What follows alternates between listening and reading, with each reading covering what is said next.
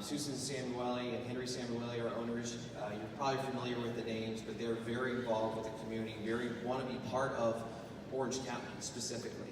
So events like this, to make it a safer place, is something that we truly believe in as an organization.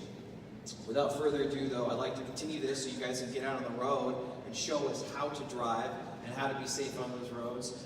So I'd like to introduce Michael Brechter from Mercury Insurance, who's going to come up to the podium and say a few words. Michael.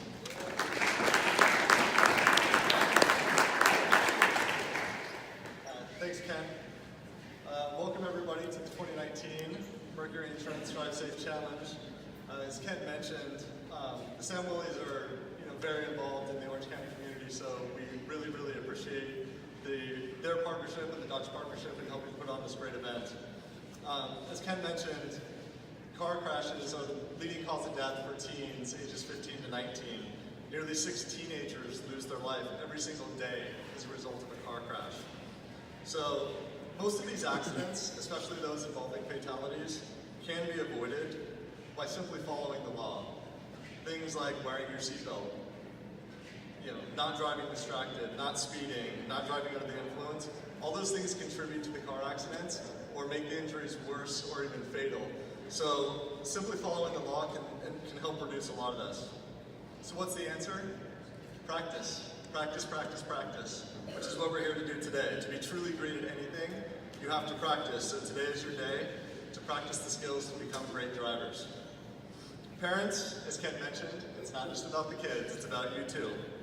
The example that you set behind the wheel is going to shape how they become as future drivers. So that's why here at the Drive Safe Challenge, we have designed to help educate and train you. Because just because you've been driving for years doesn't mean you're a great teacher. So we're going to provide you with the skills to become a better teacher. So our goal today is for everyone to leave with some valuable tips and tools to help become a better and safer driver. To accomplish this, we have a great classroom portion and road course set up with our team at EventLink. We also have members from KKW Trucking over here. They brought out one of their big rigs out there. You guys will see it when we move over to the other side. I encourage you to spend some time with them, get in the truck, and see what it's like from the truck driver's point of view, to see where the blind spots are, to learn what the stopping distances are for trucks that are that big and heavy, because you can't drive in Southern California without encountering big rigs every second of the day. So together with some additional training, we can all coexist on the highways together. We also have members from the California Highway Patrol here, and they've set up a really great interactive experience to show you the dangers of drinking and driving. So here's my challenge to you. I challenge you to be a safer driver, because the lives you endanger are not just your own. And the safer you are, the fewer accidents there are on the road. And selfishly speaking, working for an insurance company, that means fewer accidents that we have to handle, fewer payouts on our end, and lower insurance rates for all of you. So pay close attention to the instruction you get today from our team of experts. And remember, driving is a responsibility, but it is a fun part of growing up. So have a great day out there today. So, young drivers and parents wanting to make them better drivers.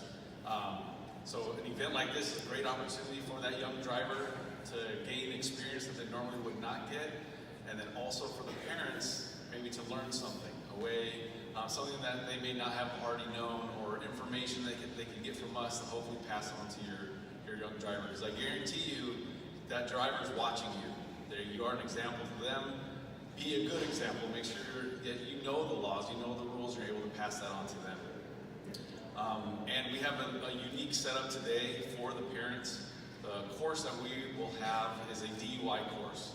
We have goggles that we're going to have the parents wear as they drive a vehicle through the course to experience what it is like to drive under the influence. Of course, we wouldn't want that in real life, but it's to show you the dangers.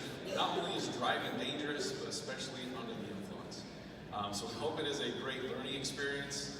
And we want you this to be a memorable day, but also a day that changes how you see driving, and especially when you come to us, and we're going to talk a lot about being under the influence and have that set up. So we encourage you to come over, participate, and have a wonderful day today. Thank you. Follow the rules. Sometimes that's move on to distracted driving. There are 3 types of distracted driving. There's manual, something to cause you to take your hand off the wheel, visual, take your eye off the road, and cognitive, to keep you from thinking about the task at hand, which is driving the vehicle.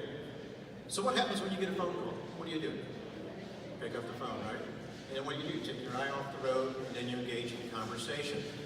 There again, the phone call, the texting, all those things that we shouldn't be doing while we're driving the car. We should be focused on the task at hand, which is to be safe on the highway. Next time again. Okay, there we go. All right, so you're 6 times more likely to crash while talking on the phone and 23 times more likely to crash while texting. Those are pretty sobering statistics. It's lessens your chance of being safe out on the highway, so definitely just don't do that. How many of you text while driving? How many would raise your hand if your parents were here? How many parents text while driving? I can't believe you do that. I have one in every group that does that, that puts their hand up in the air. All right, so we want to be a good example, a shining example for our young drivers.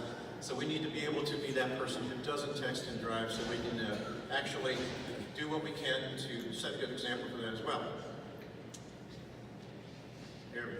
All right, types of distracted driving. Eating can be distracting, applying makeup can be distracting, changing the radio can be distracting as well. But the number one cause of distraction are other people in the car with you. Engaging in conversation with those people in the car that distract you. Either limit the amount of people you have in your car, or go drive by yourself, or just don't engage in those conversations. Let them have their group conversations. You stay focused on what you need to do. Okay, one of the most dangerous distractions for teens is the addition of passengers in a vehicle. 20% of female teens and 24% of male teens who crashed said they were distracted by a passenger before the crash occurred. So again, try not to engage in conversation. Try to stay focused on what it is you need to do.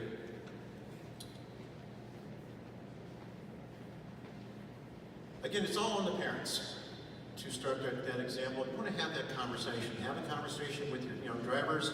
Have a conversation with the parents of their friends. So create a network. Find what works and what doesn't work.